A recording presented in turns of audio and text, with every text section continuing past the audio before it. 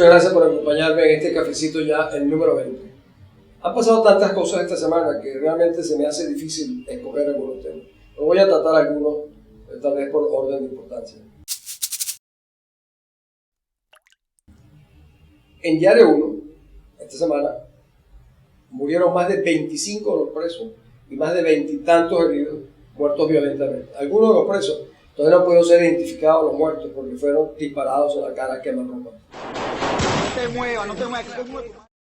Pero ¿qué hace al mismo tiempo el régimen del señor Chávez mientras mataban a los presos? Amenaza al Reino Unido. ¿Es que acaso el Reino Unido tiene una confrontación con Venezuela o nos está amenazando con invadirlo? No.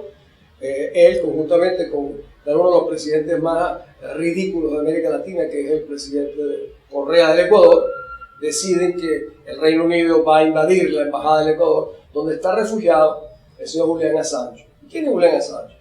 Un importante, el creador de Wikileaks, que ha generado una consternación internacional por haber transmitido información confidencial de muchos de los gobiernos. Yo creo que ha sido en cierta medida una contribución importante, para otros no. Pero el hecho es que él no está siendo perseguido por eso. Está siendo perseguido porque el gobierno de Suecia lo acusa de un presunto asalto sexual a dos muchachas en Suecia. Que no se atrevan a violar la soberanía del Ecuador, el gobierno inglés, porque recibiría respuesta no solo de Ecuador, también de Venezuela, también del ALBA. ¿Qué hace Venezuela?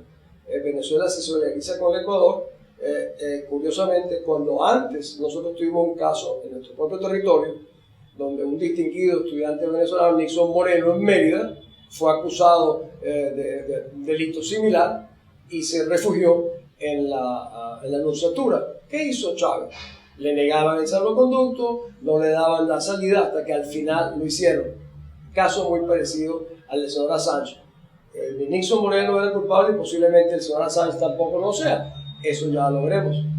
Pero es curioso que mientras estas cosas suceden, en la embajada nuestra en Kenia, el primer secretario de la embajada venezolana fue atrapado por las autoridades gubernamentales, las autoridades de Kenia, y acusado de inmediato del asesinato de nuestra embajadora.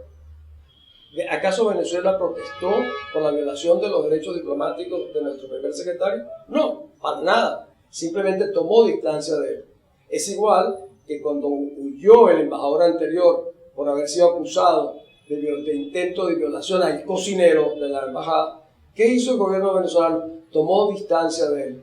¿Por qué no protestaron por la violación de los derechos diplomáticos venezolanos? Porque imaginémonos, el primer secretario de la embajada venezolana, que yo sepa, no es culpable, no conozco que ha sido culpable del asesinato de nuestra embajadora, pero aparentemente para el gobierno del régimen de Chávez es culpable. Es tan culpable que inmediatamente no protestó que el gobierno de Kenia le metiera mano y lo procesara, más aún tomó distancia. Hay una tesis que cobra fuerza, que es problemas internos del personal que labora en la embajada, ¿no? Problemas de carácter laboral, ¿no? Nada que se asocie con este tema del narcotráfico y las valías. Al mismo tiempo, el caso de la juez María Fiore, que por cierto operan esta semana, después de un año de estar pidiendo autorización para ser operada.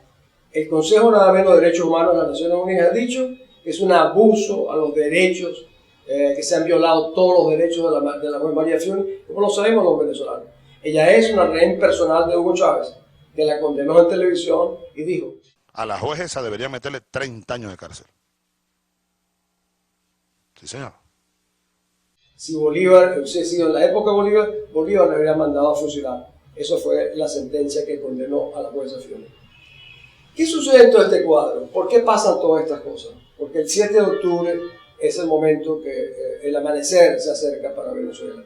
Es curioso, mientras más se emociona el país y se contagia de entusiasmo con una victoria de Enrique Capriles el 7 de octubre, la comunidad internacional también comienza a percatarse de la importancia que tiene para todos tener nuevamente un país como Venezuela en paz, integrado, reconciliado, reunificado, como una parte importante de la comunidad internacional, sin amenazas a ningún otro país, sin controversias con ningún otro país. Eso es lo que vamos a tener a partir del 7 de octubre. En eso estamos empeñados todos. Despiertan pueblo que ama la vida y la paz, que pisa la misma tierra, que iza la misma bandera. Ya parece que amanece, mi mañana es Venezuela. Están cantando las voces de Venezuela en armonía con un himno de hermandad.